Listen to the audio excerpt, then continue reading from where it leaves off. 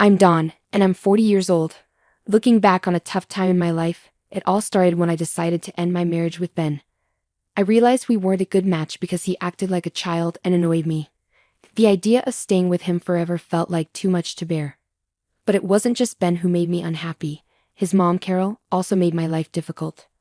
Right from the start, she made it clear she didn't think I was good enough for her son. Her constant criticism and mean comments made me feel bad about myself and like I didn't belong in my own marriage. I remember many times when Ben's immaturity and Carol's meddling caused problems for us. There were evenings after work when I hoped for a calm time at home, but Ben would be busy playing video games, ignoring me and our shared responsibilities. When I tried to talk to him about it, he just brushed me off, saying I was making a big deal out of nothing. Ben, I had a really long day at work. Could you please help out with the chores? Can it wait? I'm busy playing this game right now. But that wasn't even the worst part. There was a time when he forgot our anniversary. I can't believe you forgot our anniversary, Ben. It was a special day for us. Oh, come on, Dawn. It's just a date. We can celebrate it another time. Then he invited his mother over without even asking me first. Why did you invite your mother over without talking to me? I was hoping for a quiet weekend together. She's my mom, Dawn. She can visit whenever she wants. Don't be so stressed about it. And let me tell you about our money situation. It felt like I was married to a kid. Ben, can we talk about making some financial plans and saving for the future? You worry too much, Dawn. Let's just spend our money and deal with it later. These are just a few examples of how my marriage was falling apart. My concerns were ignored, my feelings didn't matter, and my needs were forgotten. It became clear that Ben's childishness and lack of caring were big problems in our relationship. Then there were the family get-togethers where Carol would always find a way to insult me in front of everyone. Her mean comments about my looks, job, and even my cooking really hurt. She seemed to enjoy making me uncomfortable while Ben usually pretended not to notice, too scared to stand up to his mom. Let me give you a few real examples of how she, just like her son, put me down and made me feel small. Example 1. Carol, I spent a long time cooking this meal for everyone. I hope you like it. Well, let's see if it's even good. I'm not sure I trust your cooking. Example 2. Carol, I found this dress for the event. I think it would look nice on me. Oh honey, that dress is too revealing for someone your age. You want to look silly to you? Example 3. Carol, please don't criticize how I raise my kids. I know what's best for them. Well, clearly you don't, or you wouldn't make such silly decisions. What's wrong with you? Example 4. Carol, I've been working hard to stay healthy. I'd like your support. Oh please? All that exercise and dieting won't make a difference. You'll never look as good as me. Example 5. Carol, I asked you nicely before. Please stop saying mean things about me to other people. I'm just being honest, dear. People should know what you're really like. These conversations show how Carol always put me down and said hurtful things throughout my marriage. Her actions caused a lot of stress and made it hard to find any happiness with Ben. I reached a point where I knew I deserved better than this toxic situation.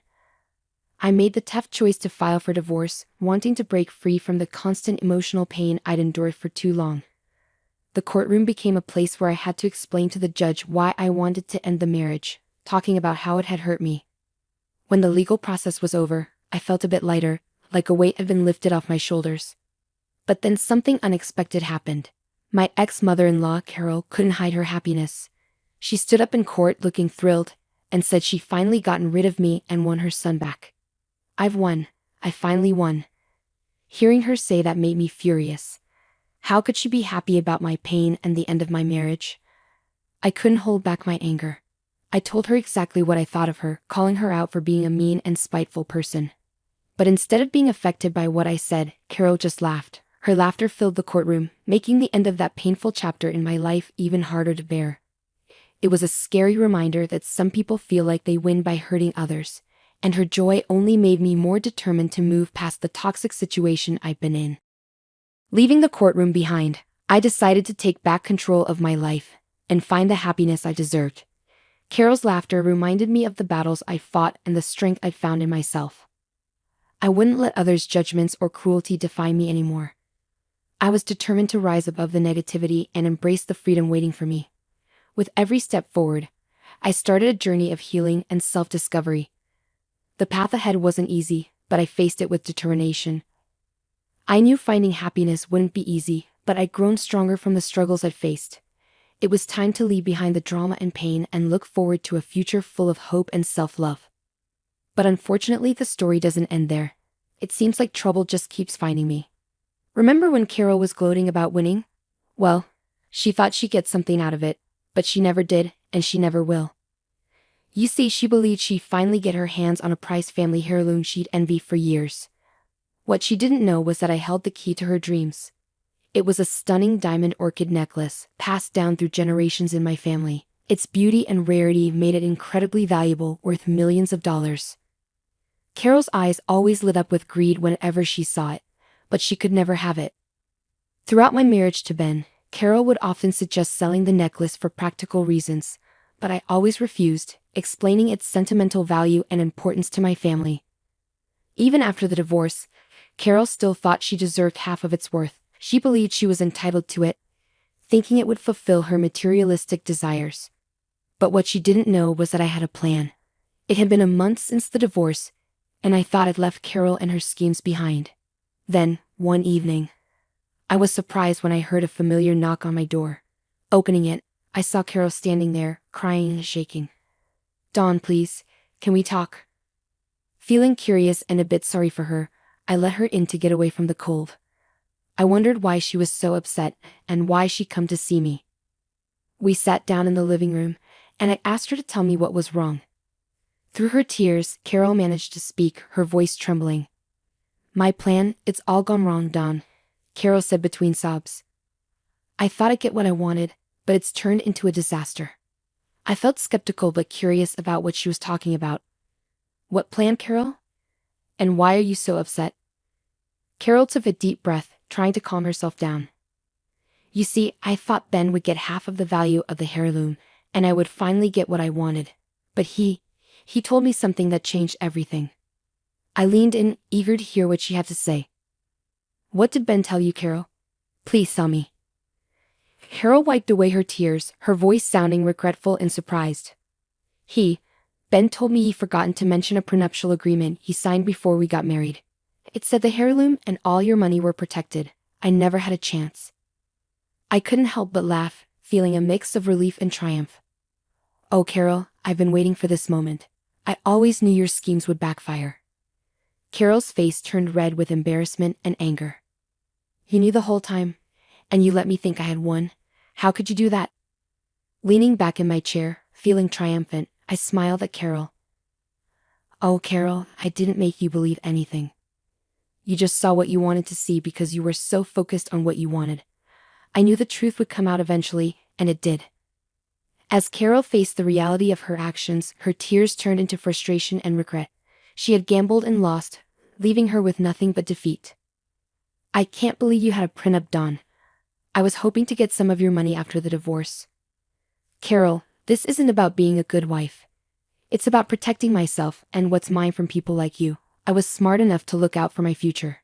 Don't be upset, Carol. You're the one who tried to trick and manipulate others for your own gain." Reluctantly, Carol pulled herself together, glaring at me with a mix of anger and resignation. "Heartless. You dare to call me heartless, Carol? Look at how you treated me during my marriage to Ben. You were mean, cruel, and always trying to control everything." As Carol stormed out, the room fell silent. The weight of her failed plans hit her hard. It was clear that her greed and deceit had led to her downfall, leaving her with nothing. I stayed strong, knowing I had to stand up for myself and what was mine. I had learned that trust and love shouldn't blind me to betrayal.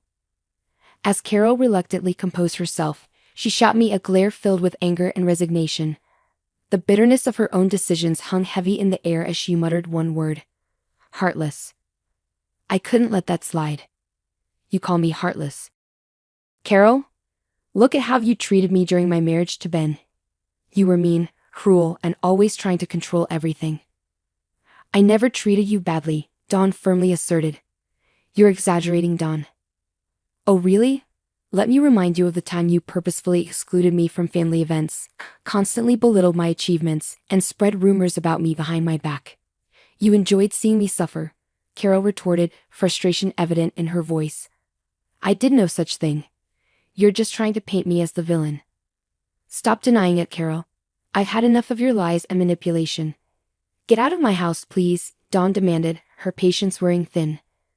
Dawn, please, just give me some money. I really need it, Carol pleaded desperately. I'll give you 30 seconds to get off my property, or I'll call the police. This is your last chance, Dawn warned seriously. You can't treat me like this, Dawn. We're family. Family should be kind to each other, Carol argued angrily. Goodbye, Carol, Dawn said firmly as Carol left, looking upset and defeated. As the seconds passed, Carol's face showed a mix of anger, shock, and feeling like she lost. She realized she couldn't control Dawn like she wanted to. Reluctantly, she walked towards the door. The tension between them filled the air. Carol gave one last look before leaving, stepping into an uncertain future and facing the consequences of her actions. I stood tall, feeling both relieved and free. I had cut off ties with something toxic and took back control of my life.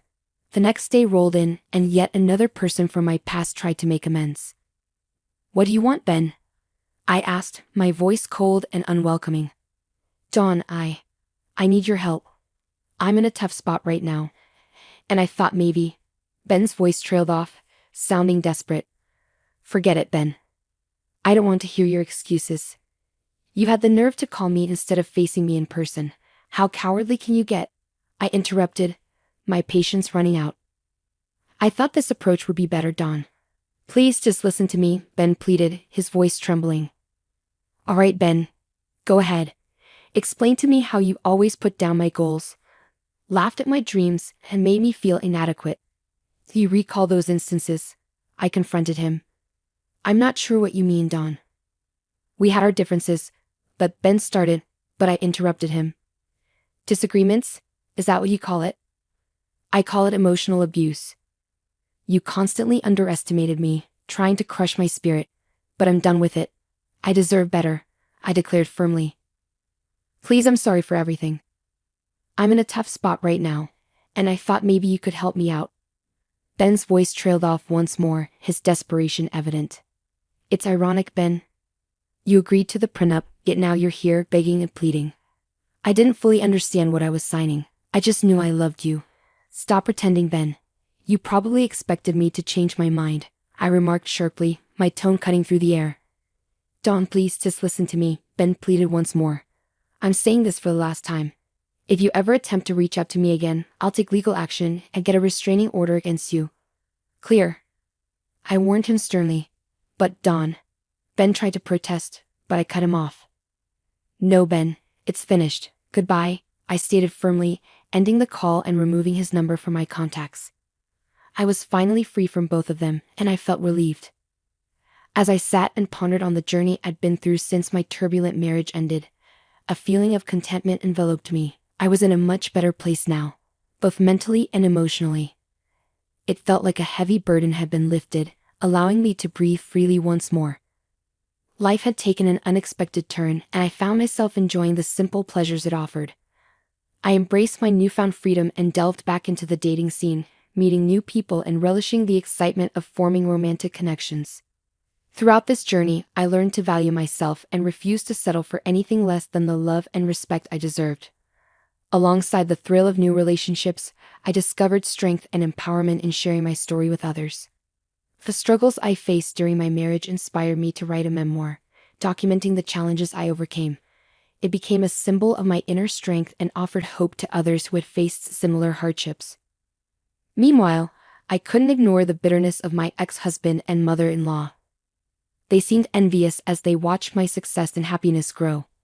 They had underestimated my resilience, and now they faced the consequences of their actions. It was a satisfying reversal of fortune. Though I had moved away from their toxic influence, they still tried to damage my reputation, but I was determined to rise above their negativity and continue thriving. Despite Carol and Ben's futile attempts to tarnish my reputation, I refused to be silenced or underestimated. I remained steadfast in protecting my integrity and had taken legal action against them for their slanderous words. Their efforts to provoke me only fueled my determination to hold them accountable for their actions. As I faced this new chapter, I felt grateful for the inner strength I had found and the support of my friends and loved ones who stood by me. Surrounded by a network of uplifting individuals, I felt inspired to keep reaching for my goals. Their unwavering encouragement reminded me that I was capable of overcoming any obstacle. From the ruins of my failed marriage, I rose stronger and wiser than ever. I learned to value myself, set boundaries, and pursue my happiness without apology.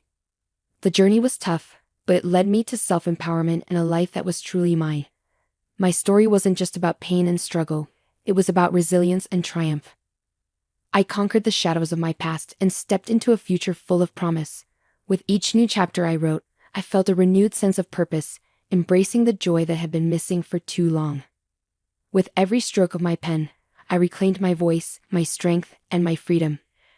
My goal wasn't to drag them down, but to rise above, showcasing the resilience and dignity within me. I was Dawn, the phoenix who emerged from the ashes, and I was prepared to soar higher than ever before, leaving my past behind me.